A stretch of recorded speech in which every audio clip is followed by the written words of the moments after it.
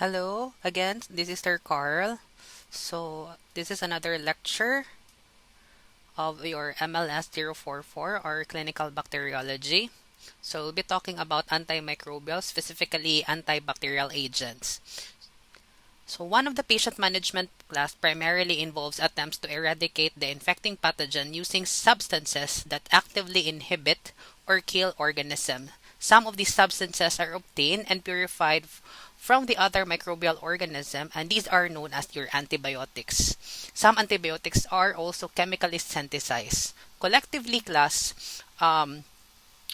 these natural synthesized substances are referred to antimicrobial agents.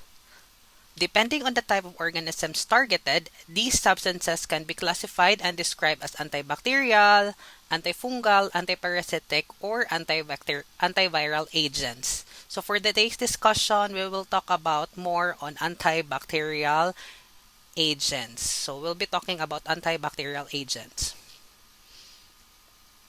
So your antibiotics class are substances produced by microorganisms with the capacity to inhibit, which has the term bacteriostatic, or kill, which denote the term bactericidal other microorganism. So your antibiotics actions can be either inhibition or bacteriostatic, or kill directly the microorganism, which are your bactericidal agents.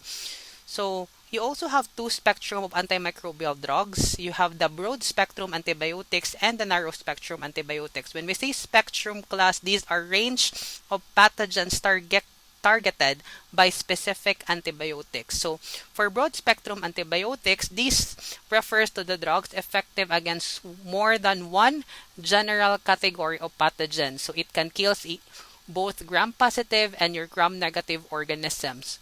For narrow-spectrum antibiotics, this refers to the drugs effective against only one general category of pathogen, either of your gram-positive organisms, your gram-negative organism, or mycobacteria.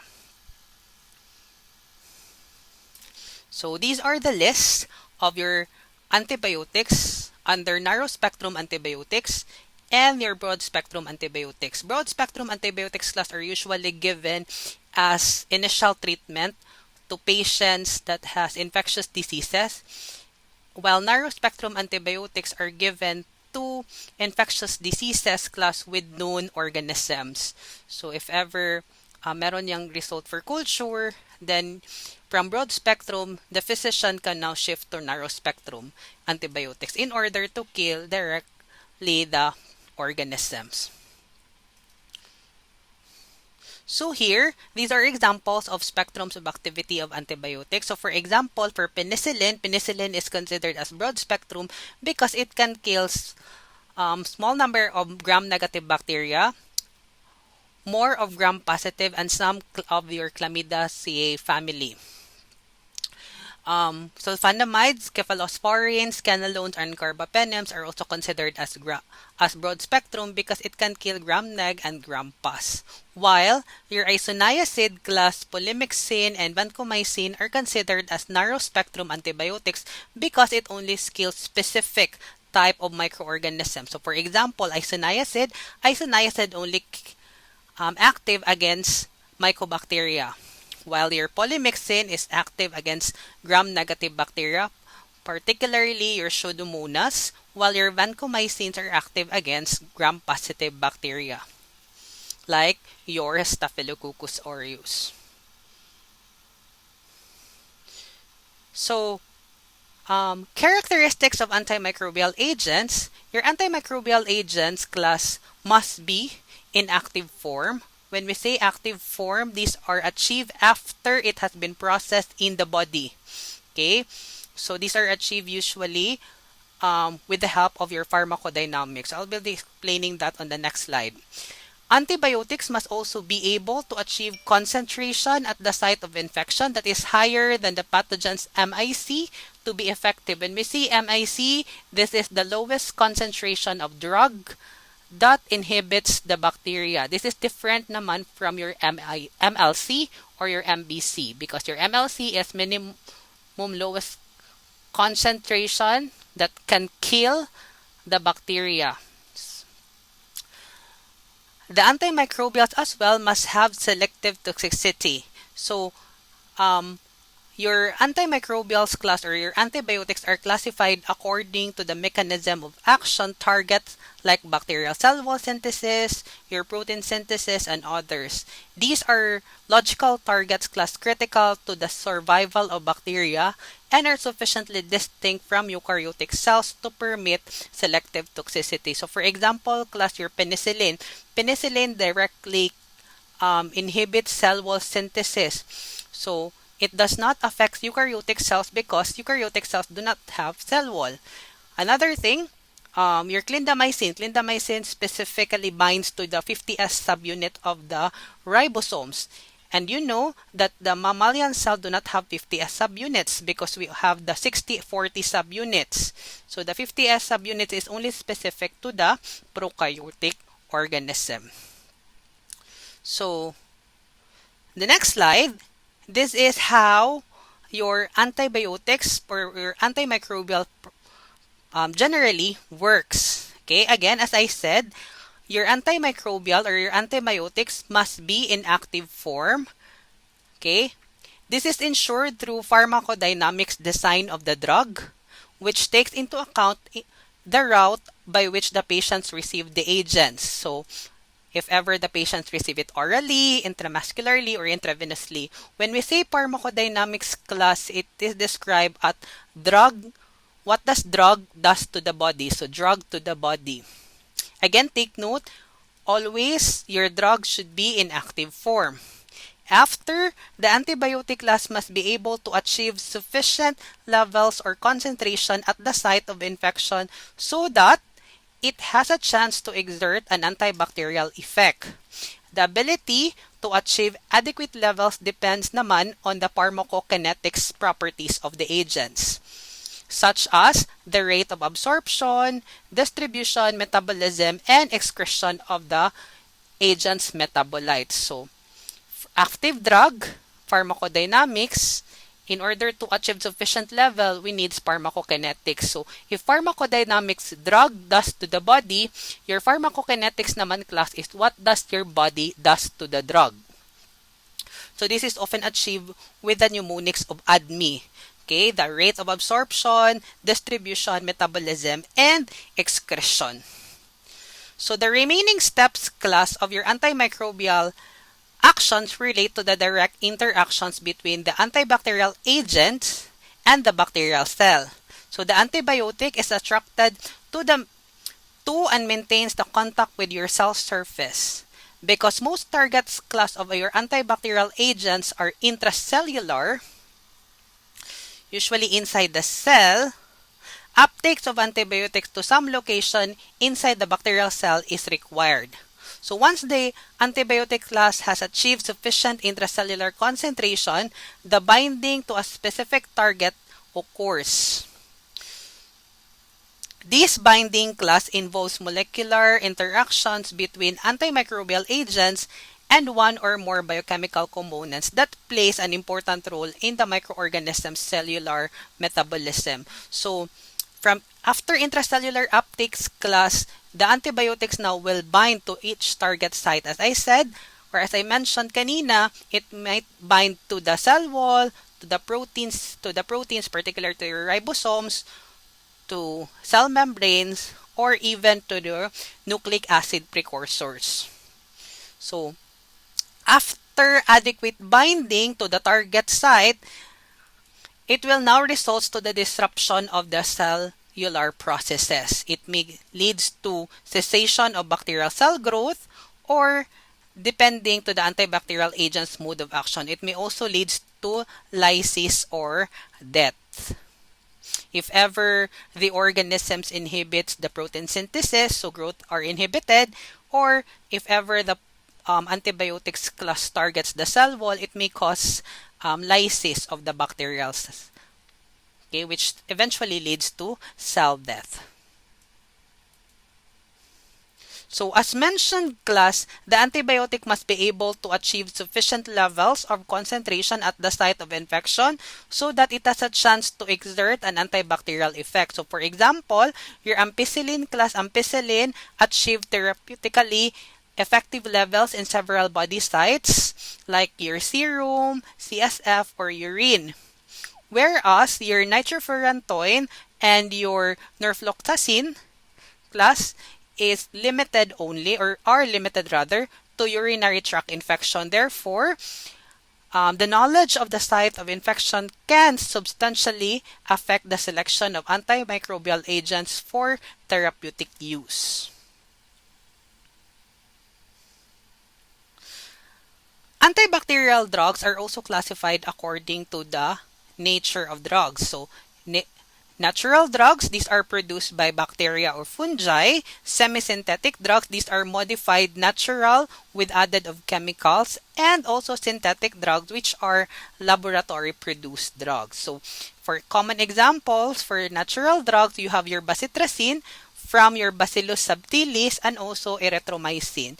You know that erythromycin class, this is just a fun fact, that this is discovered by a Filipino named Dr. Abelardo Aguilar, who isolated a strain of bacteria which led to the development of erythromycin.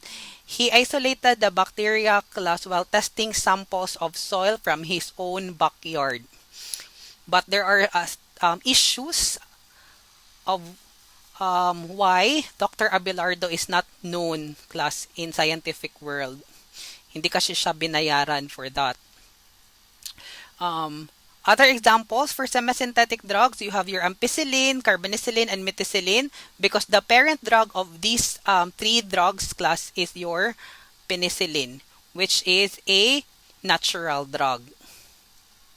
While your synthetic drugs, these are chemically produced drugs or laboratory-made drugs like your sulfonamide, trimethoprim, chloramphenicol, ciprofloxacin, isoniazid, and your dapsone.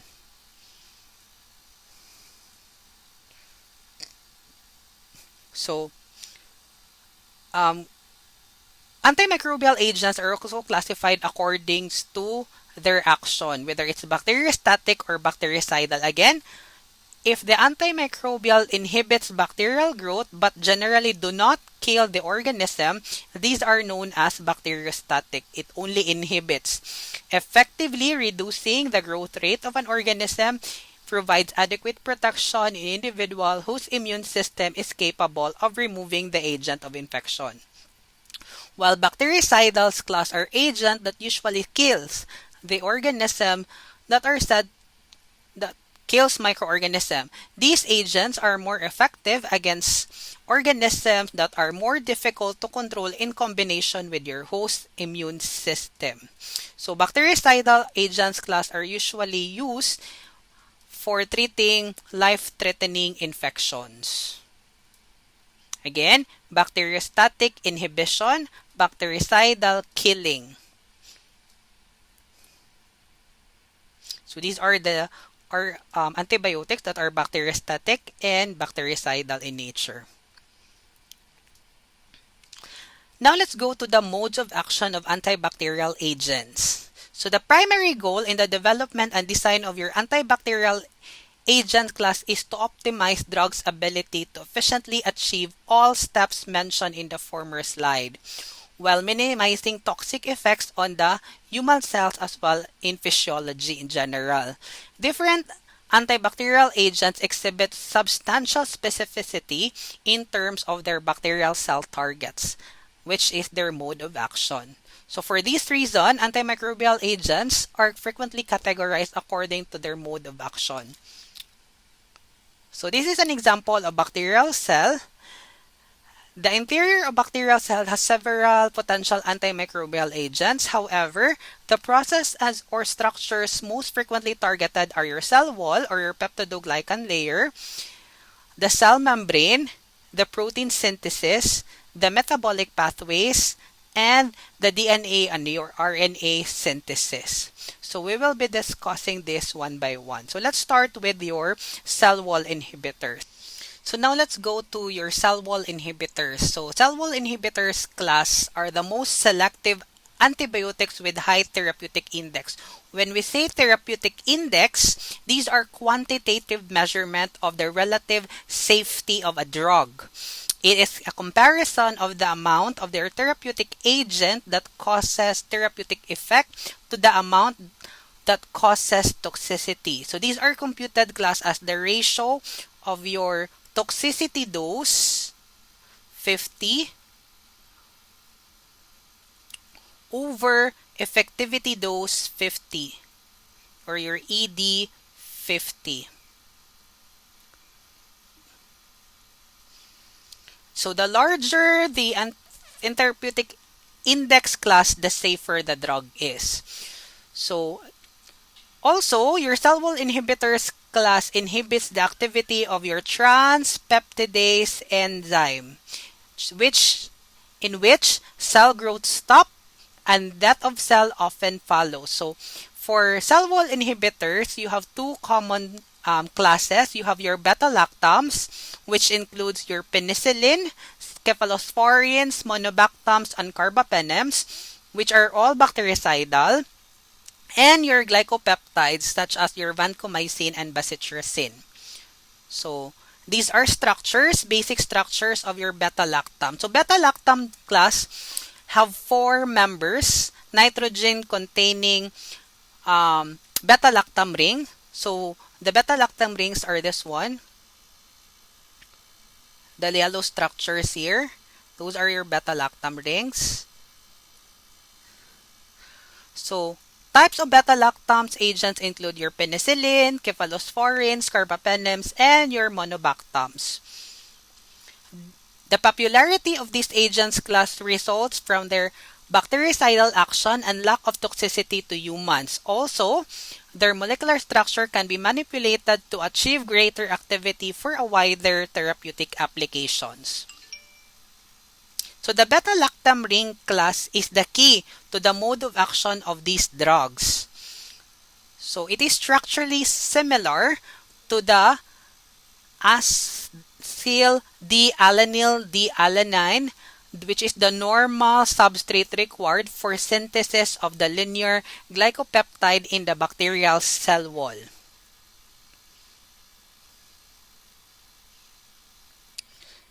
So these slides here, class, shows the gram-positive cell wall biosynthesis, the normal process of how cell wall synthesis happened.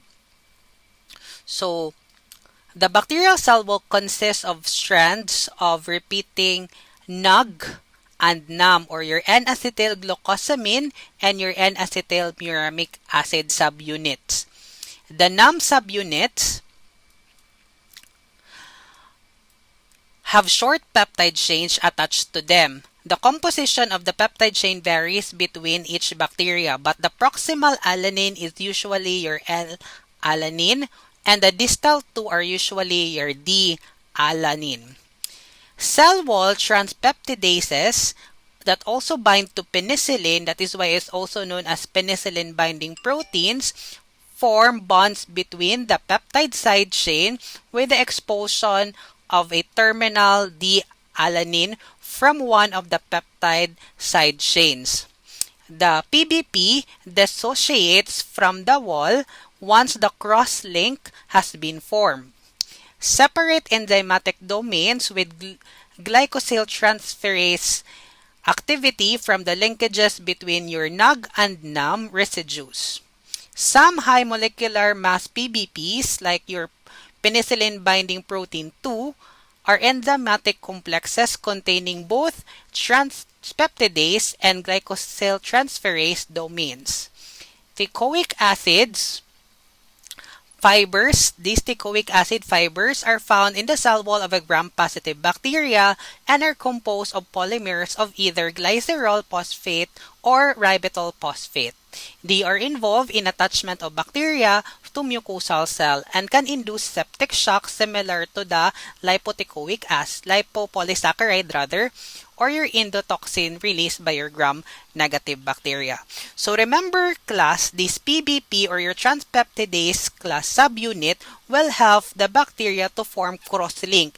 Cross-link, class, is very important for the stiffness of the bacterial cell wall. If the bacteria do not have these linkages between each peptide chain, the bacteria will not have definite shape. Therefore, they are very easily damaged by osmotic pressure. So, this cross-link class will give firmness to the bacteria. So, with the help of your transpeptidase enzyme or your penicillin-binding proteins, these cross-link walls will form. But what happened if the cell wall inhibitors binds to this cross-link or to this cross-link wall? So, for example, class, diba? As mentioned kanina, transpeptidase, this one, the green one, helps in the formation of your cross-link. So, the beta-lactam class binds to this enzyme, your transpeptidase enzyme, inhibiting transpeptidation and cell wall synthesis. So, if ever this is your transpeptidase enzyme, this is your antibiotics, primarily your beta-lactam ring. Okay? The beta-lactam ring attached to this transpeptidase enzyme. If the beta-lactam drug or agent attached to the beta-lactam, it will not help the formation of cell wall synthesis. If there is no transpeptidation class, it will always lead to unstable cell wall. So most bacterial cells cannot survive once they have lost the capacity to produce and maintain their peptidoglycan layer. The enzyme essential for these functions are anchored in the cell membrane, which are always referred to your PBP or your penicillin binding protein or your transpeptidase subunits. When the beta-lactam binds to these PBPs, the cell wall synthesis is usually halted, as I said. Death results from osmotic instability caused by faulty cell wall synthesis or binding of the beta-lactam to PBPs may trigger a series of events that leads to autolysis and eventually to cell death. So, keynote to remember class transpeptidations, your beta-lactam ring attached to the transpeptidase enzyme, leading to faulty cell wall formation. If there is no, if the cell wall is not formed properly, so osmotic pressure can cause, diba? Osmotic pressure can trigger always autolysis, which results to cell death. So, again, this is a picture of a bacterium before penicillin. And this is a picture of bacterial cell after penicillin treatment. So, the bacterial cell is lysing as penicillin weakens the bacterial cell. However, class, because of the differences among bacteria in their penicillin binding protein content, natural structural characteristics like outer membrane present in your gram-negative organisms and common antimicrobial resistance mechanisms, the effectiveness of your beta-lactams against different types of bacteria can vary widely. So, gram-positive bacteria secretes beta-lactamase usually outside the environment, while your gram-negative bacteria remain in periplasmic space, providing increased protection from the beta-lactam antimicrobial agents. So, as I said, there are organisms class that avoids the effects of your penicillin, diba? Usually, this one is the main target site. This is the binding site where this beta-lactam ring is attached to the transpeptidase enzyme. Some bacteria class can avoid the effects of penicillin by producing penicillinase, such as your beta-lactamases enzyme, which breaks the ring, particularly your beta-lactam rings. Okay, like for this one. Supposed to be, this is your beta-lactam ring. If the organism produce penicillinase enzyme, like your beta-lactamases enzyme, it destroys the beta-lactam ring, forming penicilloic acid. Now, if this happen, this will not bind to the transpeptidase enzyme.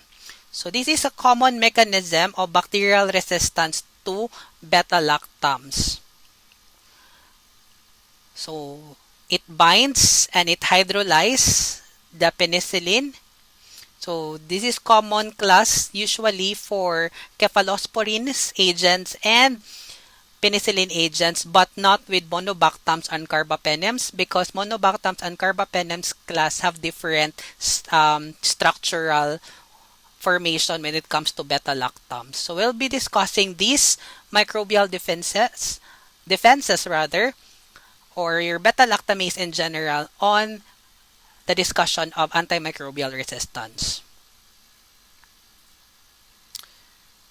So take note, beta-lactams class inhibits transpeptidations, where your glycopeptides like your bacitracin and vancomycins inhibits peptidoglycans precursors. So with glycopeptides, the binding interferes with the ability of your penicillin binding protein enzymes such as transpeptidases and transglycolases to incorporate the precursors into the growing cell wall.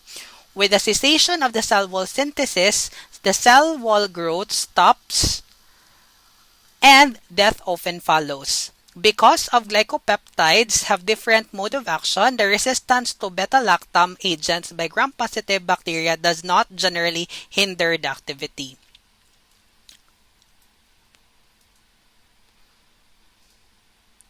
Now let's go to protein synthesis inhibitors. So from the word protein, so it inhibits protein synthesis. So primarily, the target site is usually your ribosomes.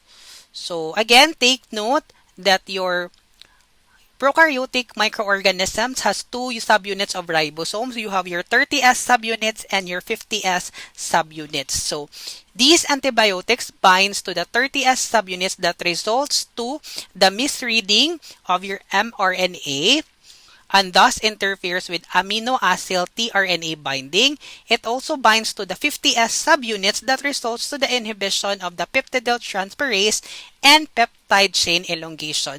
Generally, class, if ever the antibiotics binds to the protein synthesis inhibitors, it will always result to the halt of the growth of the microorganism. So usually, these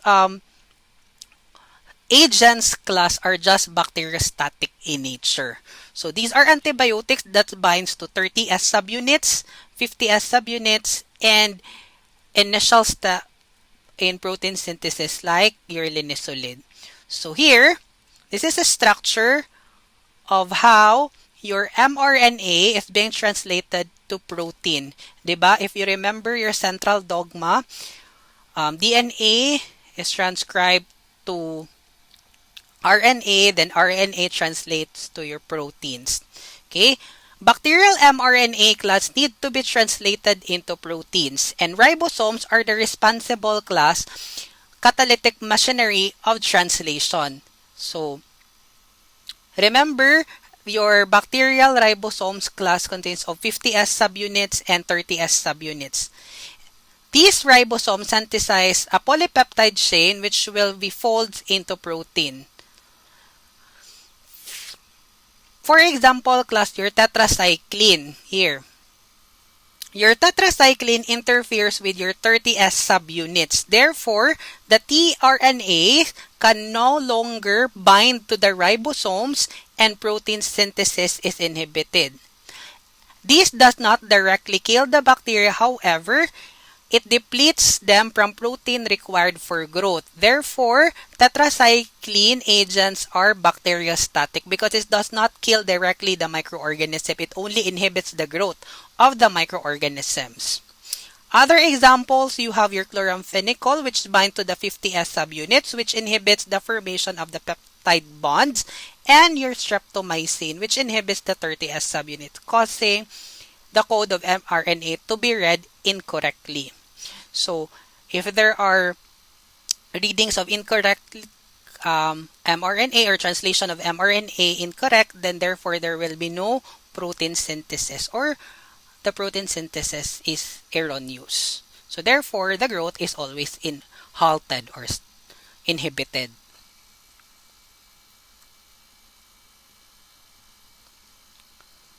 So take note, aminoglycosides, these include your gentamicin, your kanamycin, neomycin, streptomycin, and your tobramycin. These are not commonly used for anaerobic culture. The main side effect of your aminoglycoside is stiffness and loss of balance.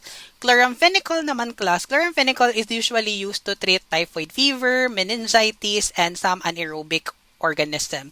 The main or the primary side effects of your chloramphenicol is depression of the bone marrow resulting to aplastic anemia and even leukopenia. For tetracycline, if there is increased dosage of your tetracycline, it may lead to hepatic and kidney damage or even class yellowing of the teeth among children. For macrolides class common examples are your erythromycin, clindamycin, and azithromycin. They inhibit assembly of the 50S ribosomal subunits and peptide chain elongation.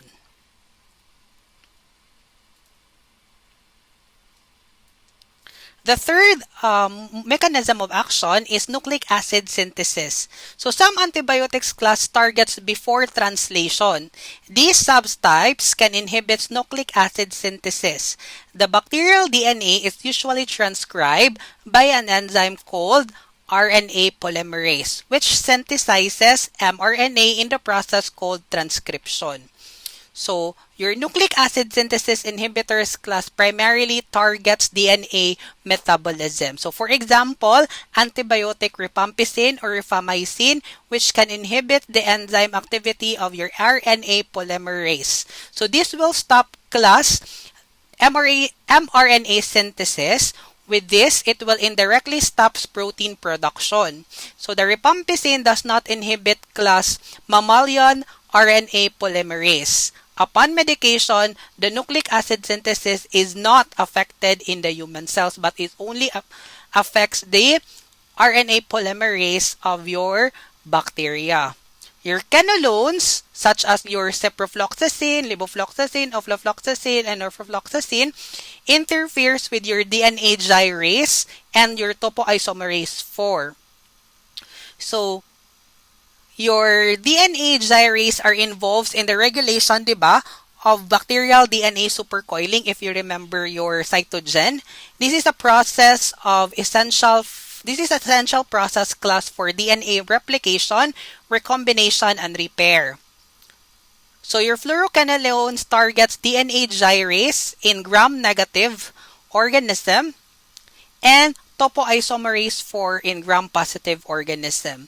Because these agents interfere with DNA replication and therefore cell division, the drugs are bactericidal.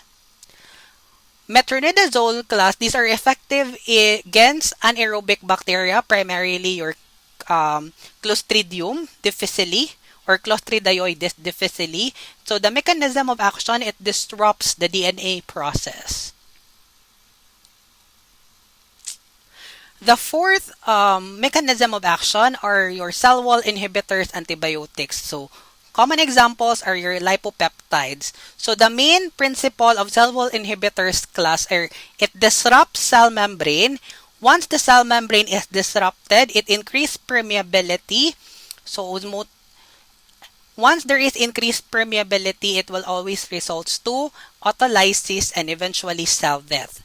So, common examples of your cell wall inhibitors are your polymyxins. So, your polymyxins are effective against gram-negative bacteria because these are narrow-spectrum antibiotics. So, polymyxins class usually acts as detergents, interacting with phospholipids in the cell membrane to increase permeability. This disruption results to leakage of macromolecules and ions essential for cellular survival. Another example is your daptomycin, which are effective against gram-positive cocci like your MRSA and your VRSA. So your daptomycin exerts antimicrobial effect by binding to and disrupting the cell membrane of the gram-positive bacteria.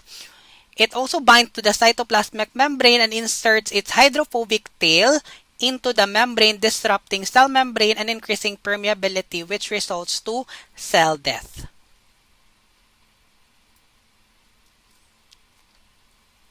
The last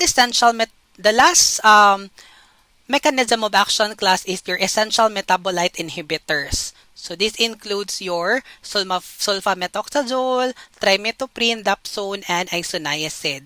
So your sulfamethoxazole inhibits folic acid metabolism and high therapeutic index. Usually, it inhibits the enzyme dihydropteroate synthetase. While your trimethoprim blocks the enzyme dihydrofolate reductase. These enzymes pala class are important in the formation of your DNA. So frequently, trimethoprim is combined with sulfonamide, usually your sulfamethoxazole, into a single formulation to produce an antibacterial agent that can simultaneously attack two targets in the same folic acid metabolic pathway. This drug combination can enhance the activity against bacteria and may help in the emergence of bacterial resistance to a single agent. So remember, class, your sulfamethoxazole and trimethoprim class are synthetic drugs. These are not natural drugs. Your dapsones naman interfere with folic acid synthesis, while your isoniazid interferes with cord factor synthesis, which are found in mycolic acid.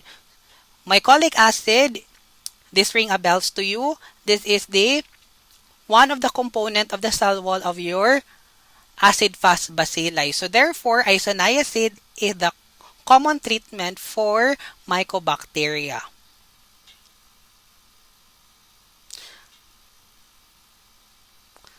So here, this is just a summary class of the antibiotic classes as well as their mechanism of action. So malt, the mnemonics for protein synthesis inhibitors are malt. You have your macrolides, aminoglycosides, lincosamides, and tetracycline. Others are the cell wall inhibitors like your cephalosporin, penicillin, carbapenems, glycopeptides. Sulfonamides inhibits folate synthesis, and fluoroquinolones inhibits your DNA replications. So, another mnemonic for the antibiotic class is this one. Antibiotic can terminate protein synthesis for microbial cells like germs. So, A stands for aminoglycosides. The C there stands for cephalosporins. The T there for tetracycline. P for penicillin, S for sulfonamides, F for fluoroquinolones, M for macrolides, C for carbapenems, L for lincosamides, and G for glycopeptides. So these are the common antibiotic classes. So we're done with antibiotics and its mechanism of action. Now let's go to antibiotic resistance. So antibiotic resistance class is a result of both use and overuse of antimicrobial agents. Okay? These are common nowadays, and this is one of the global problem class that we are facing aside from COVID-19. So a lot, or this is a main problem of the global community. Okay? Because antimicrobial resistance are increasing. Okay? So antimicrobial resistance may also arise within antibiotic-producing microorganisms or your ototoxicity. There are two types of antibiotic resistance, the intrinsic and the acquired resistance. So now let's discuss intrinsic resistance. So intrinsic resistance class results from a normal genetic structure or physiologic state of the microorganism. So it depends on the hydrophobic or hydrophilic nature of the antibiotic and on the impermeability of the cell wall to the antibiotic. Usually, these are passed vertically into the new cell. Such resistance characteristics associated with vast majority of strain in a particular bacterial group, genus, or species. Therefore, this resistance pattern may be predictable and may lead to identification of organism and is considered a natural and consistently inherited. Intrinsic resistance profiles class are useful for determining which antimicrobial agents should be included in the battery of drugs tested against specific type of organism. So, for example, Astrionam. Okay? For example, Astrionam would not be included in the batteries tested against gram-positive organisms. Similarly, vancomycin would not be routinely tested against gram-negative bacilli because these are intrinsically resistant. We already know that these antibiotics are resistant to these organisms. Why? For Astrionam class, it lacks penicillin-binding proteins, targets to the beta-lactam antibiotics, while your vancomycin lack of uptake resulting from inability of vancomycin to penetrate outer membrane. For acquired resistance, this is present only in a certain isolate that are different from the parental cell. These are usually results from altered cellular physiology and structure caused by changes in a microorganism's genetic makeup known as acquired resistance. So unlike intrinsic resistance class, the acquired resistance may be a trait associated with specific strain of particular organisms, group, or species. Therefore, the presence of this type of resistance in any clinical isolate is unpredictable. This unpredictability is the primary reason why laboratory methods are necessary to detect resistance patterns, which are known as your antimicrobial susceptibility profiles in clinical isolates. So, in order for the organisms to be resistance class, for acquired resistance, the common methods are through chromosomal mutations, transformation, and recombination. Usually, it is expressed either modification of the target sites, for example, it changed from penicillin binding protein alone to penicillin binding protein 2, or it can also result to enzymatic modification of antibiotics. So whether the resistance class is extrinsic or acquired, bacteria share similar pathway or strategies to effect resistance to antimicrobial agents. So they have the common resistance pathway. You have there the enzymatic degradation or modification of antimicrobial agents, decreased uptakes or accumulation of antimicrobial agents, altered antimicrobial agents, circumvent of the consequences of antimicrobial action, uncoupling antimicrobial agent target interaction and subsequent effects, and any combinations of the microorganisms. Of the pathway listed class in this figure, those that involve enzymatic degradation or destruction, or alteration of antibiotics, and decrease in intracellular uptakes or accumulation of drugs, and altered antibiotic targets are the most common.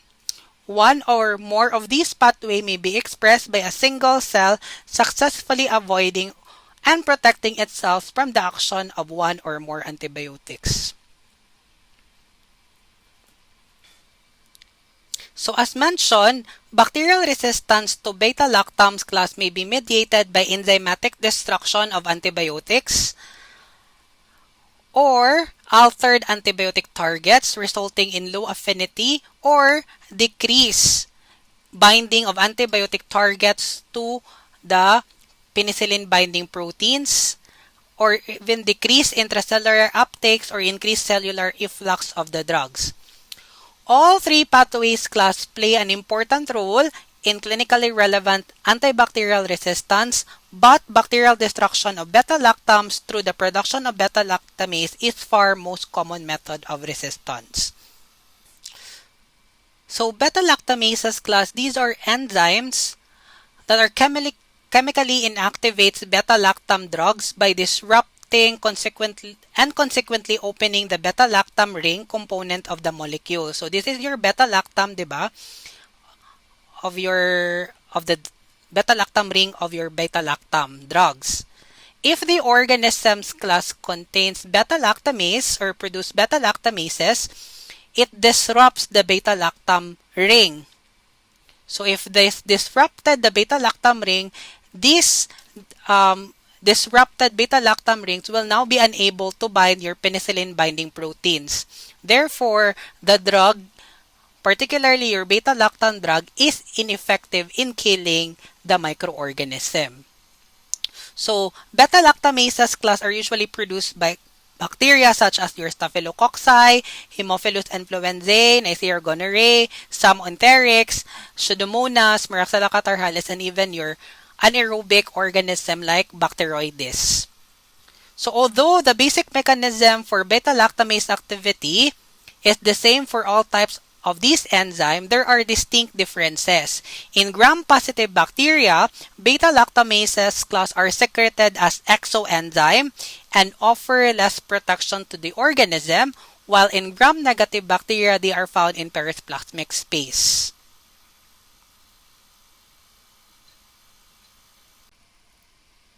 Okay, so this is a diagrammatic summary of beta-lactam resistance mechanism for gram-positive. This is for gram-positive and your gram-negative bacteria. So, among gram-positive bacteria, resistance is mediated by 1. Secretion of beta-lactamase that hydrolyzes beta-lactam antibiotics. 2. Genetic mutation that produces altered binding proteins that targets beta-lactam antibiotic that does not bind. While for gram-negative bacteria, resistance can be mediated by 1. Decreased uptake through outer membrane porins channel. 2. Here, membrane-bound beta-lactamase enzyme that hydrolyzes beta-lactam antibiotics. So if you compare gram-negative class, the beta-lactamase are in the periplasmic space, while your gram-positive are excreted outside the environment. They are exoenzymes. Okay? So, the third one are the genetic mutation that produces altered penicillin binding proteins that targets beta-lactam antibiotic does not bind or binds with lesser affinity.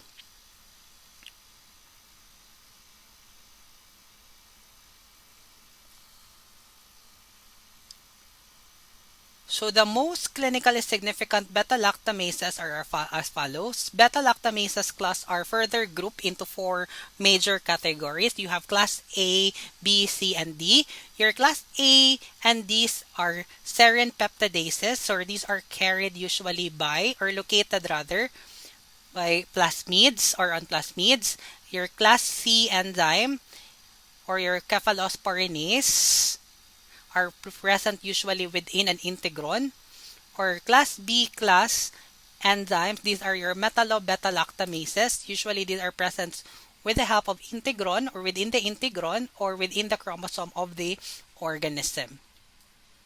So to circumvent the development of antimicrobial resistance class, the beta-lactam combinations comprising beta-lactam with antimicrobial activity like your ampicillin, amoxicillin, or cephalosporins, and the beta-lactam without activity capable of binding and inhibiting beta-lactamase like your sulbactam, your clavulanic acid, and tazobactam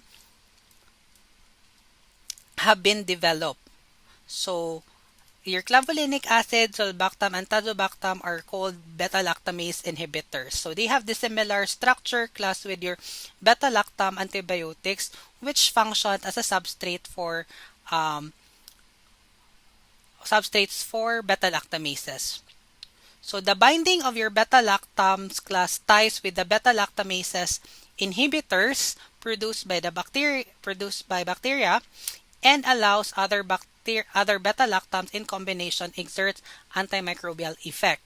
So common examples, you have your beta-lactamase inhibitor combinations like ampicillin sulbactam, amoxicillin clavulanic acid, piperacillin tazobactam. Such combinations class are effective only against organisms that produce beta-lactamase that are bound by inhibitor. They have little effect on resistance, which is mediated by altered penicillin binding proteins. So these are structures of your beta-lactamase inhibitors. So you have your clavulanic acid, sulbactam, and tazobactam. So they have the similar structures with your common beta-lactamase. So in combination with your beta-lactam drugs plus these beta-lactamase inhibitors, it will now inhibit the beta-lactamase producing organisms or bacteria. So other mechanism of your beta-lactam resistance includes altered target and decreased uptake. Altered targets also play a role class in clinically relevant beta-lactam resistance. Through this pathway, the organism changes or acquire from other organisms genes that encodes altered cell wall synthesizing enzymes. So common example of this mechanism is your Staphylococcus or your Staphylococci, which are resistant to methicillin and other beta-lactam drugs like your cephalosporins or even your carbapenems like imipenem. So methicillin-resistant Staphylococcus aureus produces altered penicillin-binding proteins called penicillin-binding protein 2. Your penicillin-binding protein 2A is encoded by a gene called your MECA. We called as MECA. Okay. So these MECA class, these are encoded by your penicillin binding proteins 2A. Because of the decreased binding between your beta-lactams and your penicillin binding protein 2A, cell wall synthesis proceeds. Other mechanism includes your decreased uptake that contributes significantly to beta-lactam resistant, usually among gram-negative organisms rather. So changes in the number of characteristics of outer membrane proteins or outer membrane porins rather, through which beta-lactams pass contributes to absolute resistance, like your Pseudomonas aeruginosa, which is resistance to imipenem. In addition, class, your porins changes combined with the presence of certain beta-lactamase in the perisplasmic space may also result in clinical resistance. One of the most common beta-lactamase organisms are your extended spectrum beta-lactamase or your ESBL. Okay? Your extended spectrum beta-lactamase or your ESBLs class are rapidly evolving group of beta-lactamases which shares the ability to hydrolyze third-generation cephalosporins and aztreonam but are inhibited by clavulanic acid. They represent the first example in which beta-lactamases mediated resistance to beta-lactam drugs resulted from fundamental changes in the substrate spectra of the enzyme. Your ESBL class are derived from beta-lactamase and confer resistance to both penicillin and cephalosporins. So, carbapenems class are active against these organisms, like your imipenem. Okay? The beta-lactamase opens the drug's beta-lactam ring. An altered structure prevents subsequent effective binding to PBPs. Consequently, cell wall synthesis is able to continue. So, in order to screen class ESBL, it should be resistant to these three common antibiotics: ceftazidime, cefotaxime, or your CAS, cefotaxime, and cefotaxime. Okay? So, what are the indicator drugs for ESBL? You have your aztreonam, ceftriaxone, and cefotaxime.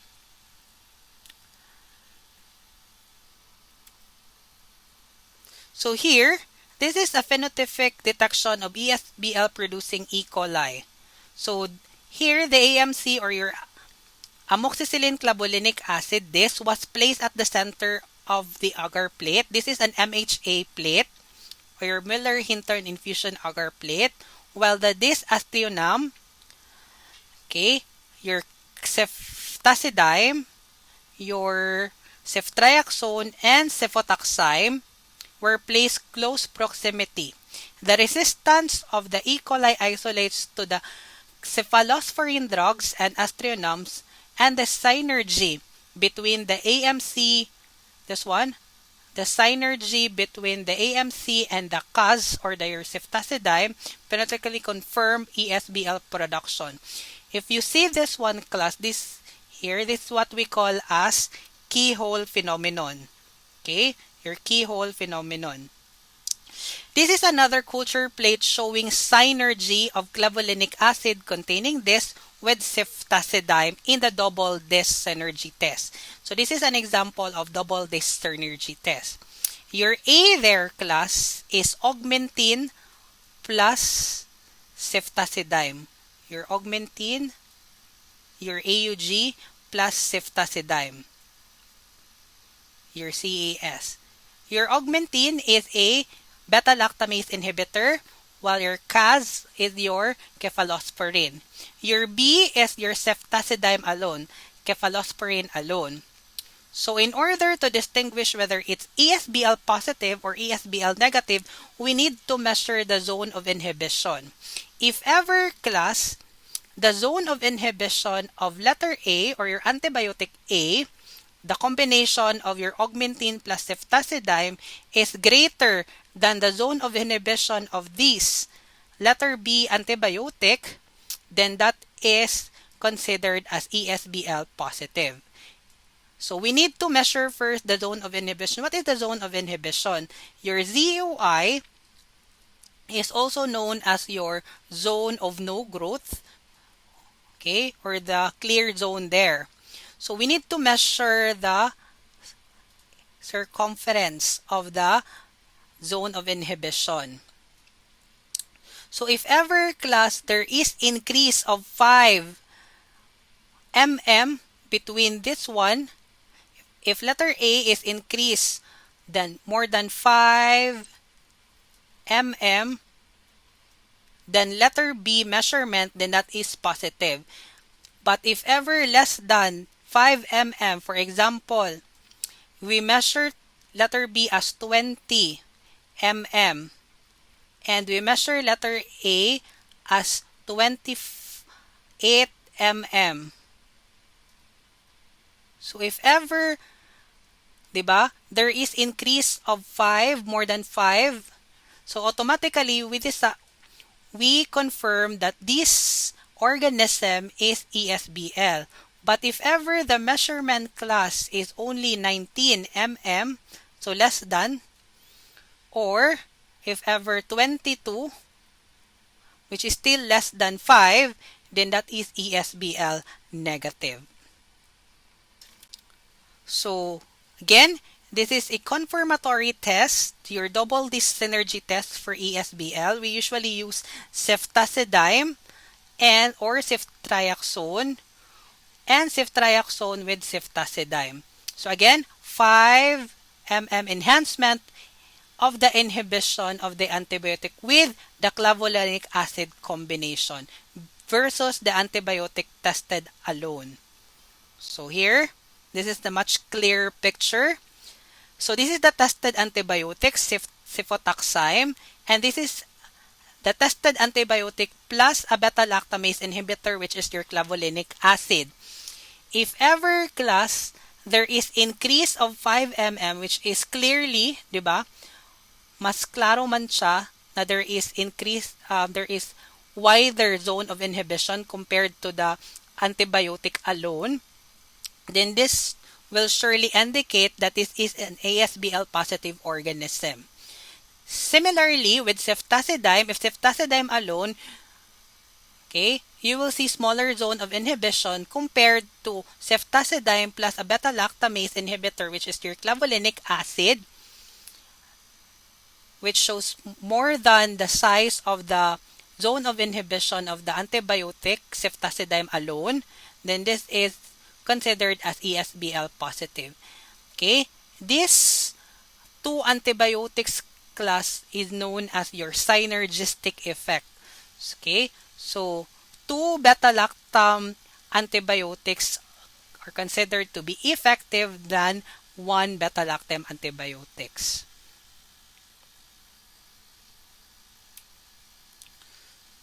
So to note, it is important to test penicillin resistance isolates with other antimicrobial agents like your cefotaxime, erythromycin, vancomycin, and tetracycline through MIC method, but not disc diffusion. So we'll be discussing this method, MIC and disc diffusion, on the next lecture. Ceftriaxone is the drug of choice for penicillin-resistant Haemophilus influenzae and Neisseria gonorrhoeae, because there are organisms now that are resistant to Neisseria gonorrhoeae.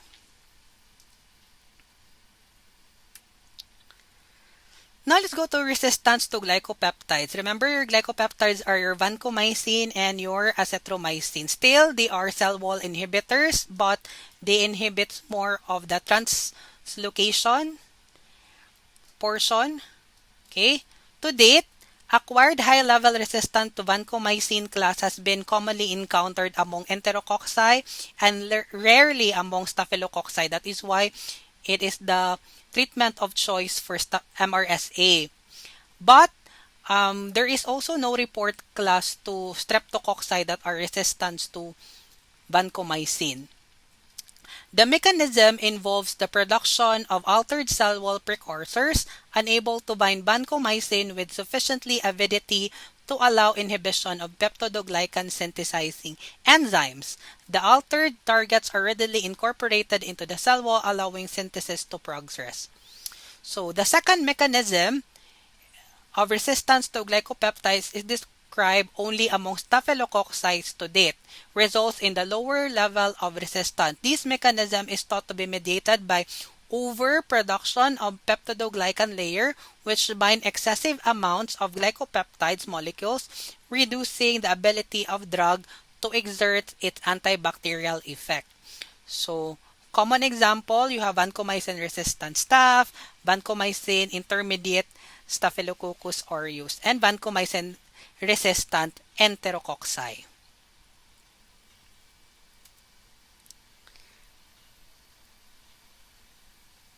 For resistance of aminoglycosides, the mechanism class is analogous to the beta-lactam resistance.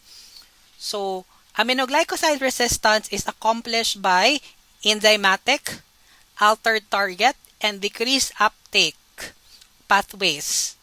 Gram-positive and gram-negative produce several different aminoglycoside modifying enzymes. The three general types of enzymes catalyze one of the following modification of aminoglycoside molecules, like phosphorylation of hydroxyl groups, adenylation of hydroxyl groups, and even acetylation of amine groups.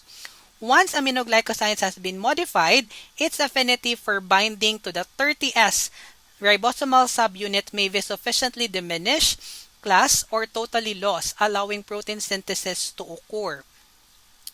Aminoglycosides enter gram-negative cell by passing through outer membranes purine channels. Therefore, purine alterations can contribute to aminoglycoside resistance among these bacteria. And some mutations resulting to altered ribosomal targets had been described. This mechanism resistance, although it's rare in bacteria, exposed commonly used by aminoglycosides.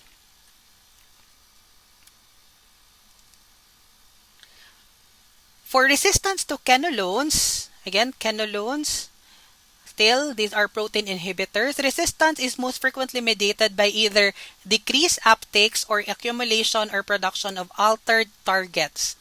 Okay, components of gram-negative cellular envelopes can limit quinolone access, which diminish uptakes to cellular interior locations where DNA processing occur, for example, your Staphylococcus.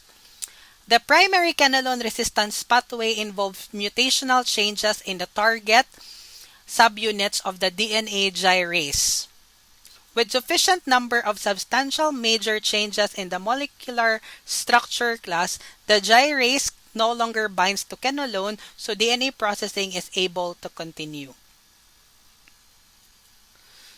So this table here are the resistance mechanism for some miscellaneous antimicrobial agents. So I want you to read lang. They have the same class mechanism or actions, but these are the main pathways. For example, chlorophenicol, enzymatic modification, and decreased uptakes.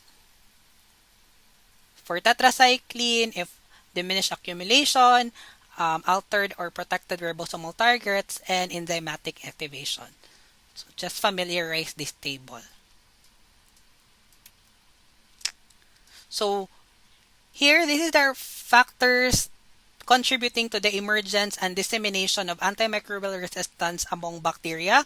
So by definition, remember, antibiotics originates from microorganisms. Therefore, class, antibiotic resistance mechanisms have always been part of the evolution of bacteria as means of survival among antibiotic-producing competitors. However, with the introduction of antibiotics in medical practice, clinically relevant bacteria have adopted resistance mechanism as part of their survival strategy.